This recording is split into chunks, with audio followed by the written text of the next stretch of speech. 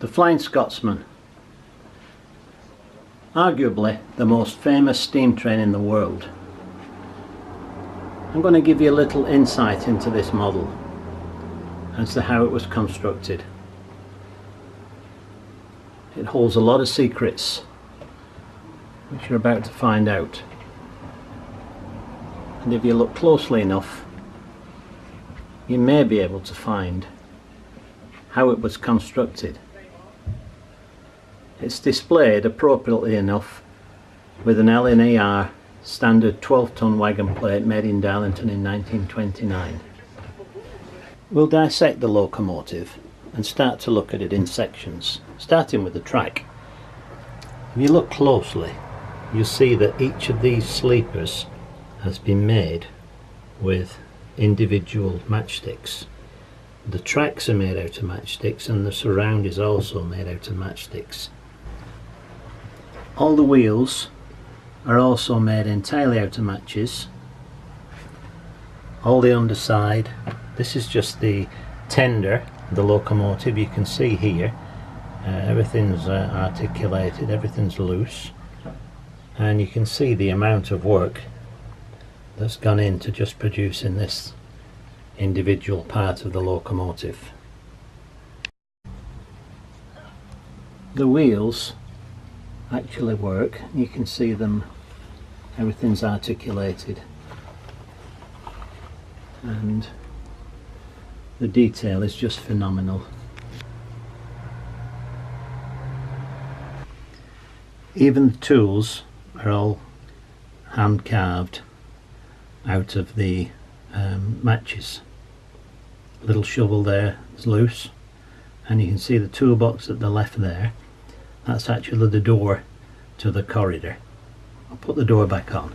The door is now back in place and the tender is now ready to have its locomotive fitted. This is the underside of the carriage works, and if you look again you can see the intricate detail that's gone into constructing this part of the locomotive. The front bogies are suspended, which gives spring to the locomotive.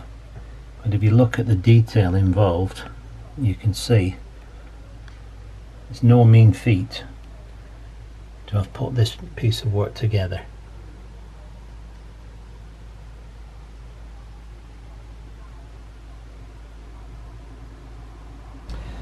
The locomotive is a 462 configuration. There's 4 bogie wheels there, and you can see now how the suspension works. So until the weight of the body gets on it, the driving wheels won't touch the track. But when it's on, all the functions work.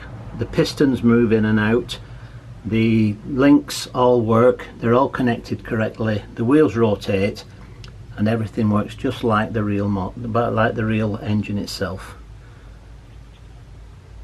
If you look closely at the undercarriage from the top, these are the nameplates there, you can see Flying Scotsman, and once again you can see just how much work has gone into this model. Everything, I mean everything, is made from matchsticks. We're now going to look at the boiler part of the locomotive. There's the cab section, and if we turn it around a little bit, you can perhaps appreciate some of the detail that's gone into the building of the controls. Another point of note is that the fire door actually opens and you can lock it in place with this little lever here, which works. Everything is really intricate. The locomotive is now sitting on its chassis, as you can see, and you may be able to once again appreciate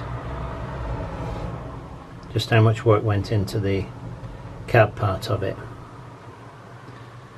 You can also see how the suspension works now with it in situ, and here's the smoke box and how it opens. Marvellous piece of work.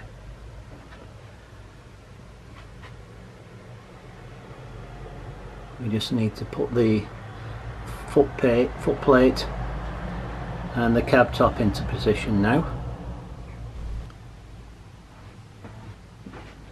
We've now got the cab plate and the roof of the cab now in situ, and we're all ready to get steamed up and get going. To sum up, this model of the Flying Scotsman was entered into the Kessler Award in 1979. It was organised by Bryant and May, who actually produced matchsticks, and believe it or not, in the Blue Peter competition on TV, this locomotive won second prize.